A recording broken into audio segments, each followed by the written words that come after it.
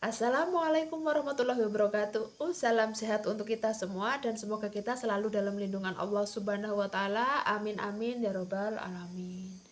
Ketemu lagi di channel saya yang masih mau berbagi pengalaman dan memotivasi teman-teman semua jika ada yang menderita gangguan kelenjar tiroid atau gondok. Nah, untuk kesempatan kali ini saya mau berbagi eh, efek samping apa sih yang setelah operasi yang masih dirasakan. Nah, untuk saya sendiri yaitu untuk sampai saat ini memang masih merasakan yaitu kesemutan. Nah, seperti yang teman-teman ketahui, tindakan apapun untuk pengobatan, khususnya apalagi setelah operasi, pasti itu ada efek sampingnya. Nah, saya sendiri mengalami efek samping tersebut, salah satunya yang masih saya rasakan yaitu kesemutan. Nah, jadi teman-teman ya, di video awal sudah pernah saya jelaskan kalau saya memang mengalami efek samping setelah operasi, yaitu ada suaranya mengecil, nafasnya ngos-ngosan, gampang lelah gitu kan. Terus tadi suara mengecil sudah ya, terus nafasnya pendek. Nah, ya, terus kesemutan juga. Nah, saya mau membahas yang spesifiknya kesemutan. Nah, untuk kesemutan sendiri ternyata memang harus mendapatkan penanganan yang serius. Nah, untuk yang yang nafasnya pendek, suaranya mengecil, itu seiring berjalannya waktu semuanya akan pulih. Nah, yang seperti ya teman-teman sendiri sudah menyaksikan sendiri, saya suaranya normal seperti sedia kala sebelum melakukan operasi. Jadi memang begini suara saya. Tapi untuk nafas kadang saya sendiri masih merasakan kalau terlalu ngomong terlalu banyak atau terlalu lama, terlalu panjang, itu memang untuk saya sendiri memang menyebabkan ngos-ngosan, memang gampang capek dan mulut berasa kering. Nah, ya, jadi untuk kali ini saya mau membahas yang kesemutan. Nah, setelah kesemutan, memang setelah operasi saya memang mengalami kram dan kesemutan. Seharusnya selama 5 hari 5 hari sudah bisa ya. Sebenarnya pasca operasi yang kedua itu 5 hari sudah bisa pulang, tapi karena tiba-tiba saya mengalami kram dan kesemutan, akhirnya sama dokter di pending sampai benar-benar pulih ya Bu, untuk gejala keluhan kesemutannya itu biar diobatin dulu sampai benar-benar ibu stabil. Nah, terus ya udah, jadi manut sama dokternya aja. Terus akhirnya sampai 9 hari di rumah sakit setelah operasi yang kedua itu. Nah, dan setelah pulang itu dikonsultasikan, seminggu kemudian langsung kontrol pasca operasi. Nah, terus dikonsultasikan, gimana ya dok, kok masih merasakan kesemutan gitu kan. Nah, terus ya udah ditanyakan, jadi gini aja ya Bu, nanti jenengan saya rujuk ke eh, dokter spesialis penyakit dalam yang subendokrin yang khusus penanganan hormon. Nanti jenengan di sana dicek apa yang perlu dicek di sana gitu kan. Nah, terus akhirnya dikonsultasikan ke sana, terus memang benar dicek kelenjar paratiroidnya. Nah, kelenjar paratiroid itu yaitu kelenjar yang menempel di kelenjar tiroid, jadi hanya sebesar kacang hijau. Nah, dan saya dicek, setelah itu dicek dan keluar hasilnya, ternyata kemungkinan kalau manusia itu kan mempunyai 4 kelenjar paratiroid ini. Nah, kemungkinan punya saya itu 3 ikut keangkat karena mungkin dulu terlalu melekat dengan kelenjar tiroidnya, akhirnya ikut keangkat. Nah, dan yang satu ini kemungkinan kata dokter juga itu tidak cukup untuk mensuplai kalsium dalam darah. Nah, sementara kalsium dalam darah itu kan memang untuk kayak penguatan untuk tulang. Jadi saya sampai sekarang masih minum yang dengan suplemen kalsium yang berhubungan dengan tulang juga. Bisa dengan yang produk-produk kayak apa sih, yang di apotek yang banyak lah, ada CDR Fortos itu bagus juga, ada Power Redoxon seperti itu, pokoknya yang benar-benar menunjang suplemen untuk tulang. Nah itu memang mempengaruhi kalsium dan bisa mengurangi gejala-gejalanya kesemutan. Nah jadi seperti itu ya teman-teman. Nah dari kekurangan kalsium itu disebut hipokalsemia. Nah terjadi ketika kadar kalsiumnya itu kadar kalsium dalam darah itu turun dari kadar yang seharusnya. Nah jadi hipokalsemia yaitu kekurangan kadar kalsium dalam darah. Nah terus jadi untuk teman-teman jangan menyepelekan masalah ini, karena kadang disepelekannya itu karena apa, kadang kita malas minum obat, malas minum suplemen itu kan. Memang saya akui sendiri, memang saya pun mengalami kadang kesemutan itu muncul, kadang kadang muncul, kadang hilang. Jadi kadang wah kalau udah lagi merasa enakan badannya, alah aku nggak perlu minum suplemen untuk kalsium aja lah, jadi seperti itu. Nah itu kadang pemikiran yang salah, tapi kadang saya memang juga merasakan bosan juga, maksudnya wah kebanyakan minum obat, nah seperti itu kan. Nah nanti takut kena ginjal, nah pasti itu pikirannya seperti itu ada. Nah jadi untuk teman-teman jangan menyepelekan gejala kesemutan yang apalagi yang berkepanjangan atau setiap hari. Nah itu karena bisa bisa memperparah gejala yang sudah ada. Nah barangkali awal-awal hanya kesemutan, nyeri sendi, nah sekali-kali namun jika nah kalau gejalanya memang sekali-kali, tapi jika lama-lama dibiarkan tanpa diberi asupan kalsium harian yang cukup, maka dapat menimbulkan gejala lain yang mengganggu aktivitas. Nah gejala-gejala yang lain itu diantaranya bisa kebingungan. Mungkin kebingungan itu biasanya mungkin diantaranya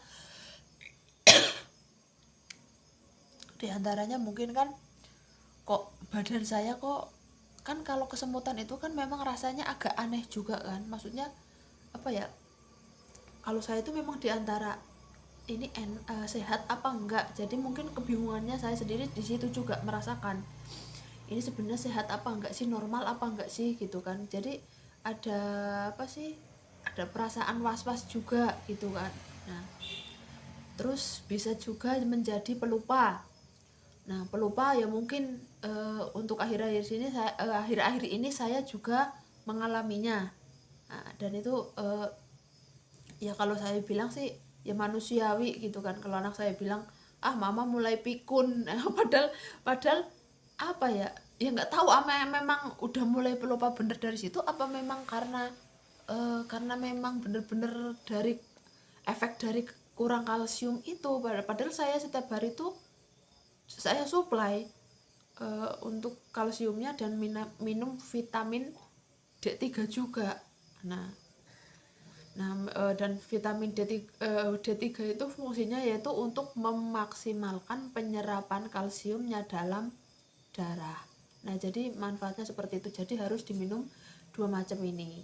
Nah terus kebas pada wajah, tangan dan kaki. Nah itu kadang yang saya rasakan, tapi tidak terlalu berat, tapi memang kayak merasakan kram-kram di wajah. Terus kalau di tangan sama di kaki itu sih memang sudah kayak sudah kayak memang sehari-hari sudah saya rasakan. Jadi ya saya mulai apa sih, berdamai lah.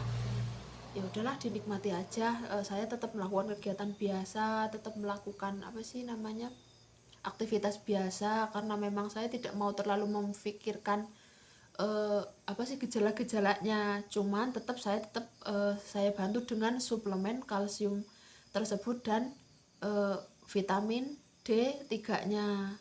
Ya walaupun apa sih, walaupun apa punya keluhan ya, jadi tetap kita atasi keluhannya, dan kita agak mengabaikan juga keluhannya tersebut agar bisa tetap dengan kegiatan-kegiatan yang bermanfaat, agar kita tidak terpikirkan terus, oh aku ternyata sakit begini. Ya kalau cuma di bawah tiduran, di bawah ini sih bisa aja, cuman kan malah jadi kepikiran. Tapi kan kalau kita melakukan aktivitas, melakukan kegiatan, otomatis kan kita agak agak lupa dengan segala keluhan kita. Nah, kalau tips saya seperti itu. Jadi sebisa mungkin kita sibukkan diri dengan aktivitas agar kita tidak merasakan, oh kalau saya sakit begini nih, ini kesemutan saya nih mengganggu nih, saya nggak bisa ini, nggak bisa itu. Jangan seperti itu. Jadi kalau kita kesemutan, kalau saya malah harus bergerak. Karena kesemutan itu kan kadang ada yang bilang juga mungkin peredaran darah kurang lancar. Ya udah, saya lakukan aktivitas yang memang bisa bener-bener bisa eh, meng, melancarkan peredaran darah supaya lancar. Yang penting jangan sampai berdiam terus meratapi, aduh aku kok semutan seperti ini ya, kok nggak sembuh-sembuh. Jangan, itu nanti sugesti kita, malah badan kita malah semakin merasakan kesemutan semua. Karena memang yang diperlukan kita adalah semangat untuk sehat.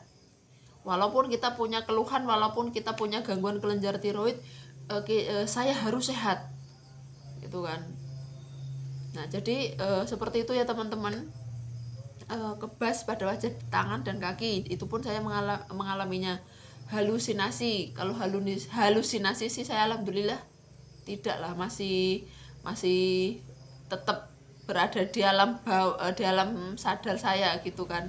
Ya udah, terus kelelahan ekstrim. Nah ini kadang yang memang diabaikan juga, kelelahan ekstrim. Ya mungkin ya memang sih bilangnya, orang kalau sudah pernah melakukan operasi apapun, apalagi itu sampai bagian tubuhnya ada yang dibuang atau diambil, itu pasti memang daya imunnya sudah beda seperti sewaktu belum pernah melakukan operasi. Nah itu yang bisa menyebabkan kelelahan ekstrim. Kalau menurut nalar saya sih seperti itu. Nah tapi ternyata memang itu termasuk salah satu dari kadar kalsium yang rendah tersebut tadi. Karena tidak diobatin, karena tidak dikasih suplemen untuk kalsiumnya, akhirnya keluhannya menjadi berat, yaitu dengan kelelahan yang luar biasa. Mikirnya alah udah nanti dibawa istirahat, tidur yang cukup, tidur yang baik, tidur yang tenang, itu nanti kembali lagi. Tapi ternyata setelah istirahat cukup, tidur dengan pola yang baik, ternyata masih ada keluhannya. Nah itu memang berarti itu memang dari salah satu dari kelelahan yang ekstrim tersebut, karena kadar kalsium dalam darah kita rendah. Nah, terus selanjutnya yaitu kuku rapuh, pengeroposan tulang, gangguan irama jantung, dan tekanan darah. Ya, kalau kuku rapuh saya pun mengalaminya. Saya menggunakan kutek ini saya juga karena memang untuk menutupi kuku saya juga sebenarnya, karena memang kukunya memang ada bergaris-garis dan kadang tumbuh itu tidak halus, tidak rata, dan memang dan cepat panjang juga. Nah jadi saya memang menggunakan kutek kuku. Memang kukunya rapuh dan kadang itu tumbuhnya jelek gitu loh. Jadi untuk menutupi kejelekan itu ya saya pakai kutek kuku. Tapi bisa kok ini kuteknya yang apa, halal, aman untuk melakukan ibadah gitu kan.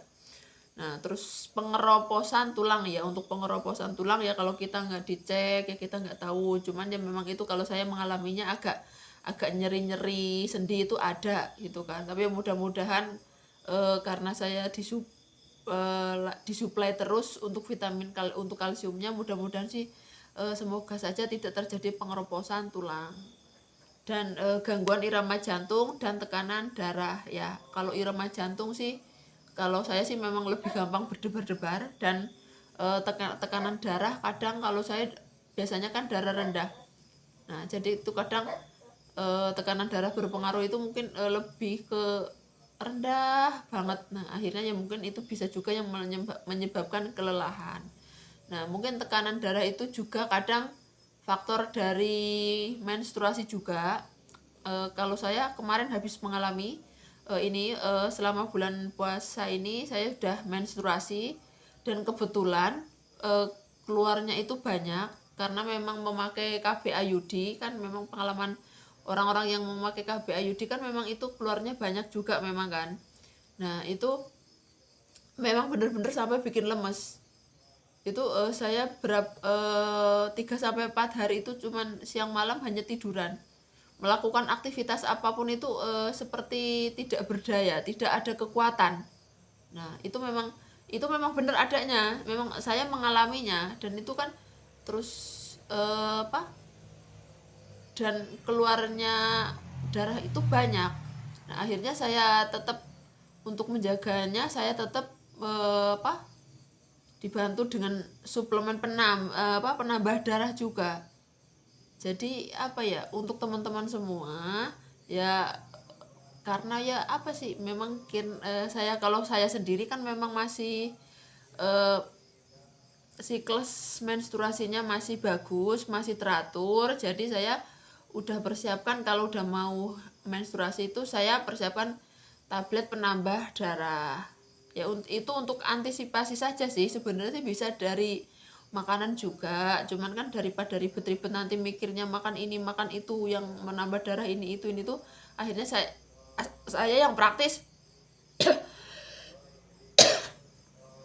ambil aja ya udah suplemen apa, tablet penambah darah. Jadi intinya yang memudahkan kita lah, jangan yang ambil yang sulit ya. Jadi gitu ya teman-teman, untuk tekanan darah mungkin bisa diantisipasi dengan